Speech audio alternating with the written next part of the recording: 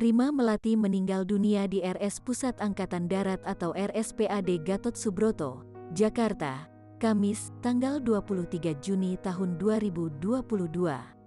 Putra Rima Melati, Aditya Tumbuan mengungkapkan bahwa mendiang ibundanya akan dikuburkan satu liang lahat dengan orang tuanya.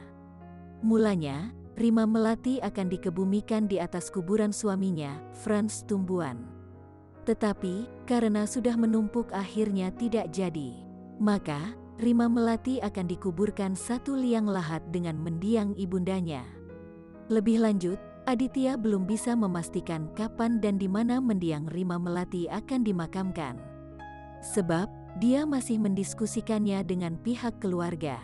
Terlebih, adiknya kini masih di Jerman dan menunggu kehadirannya.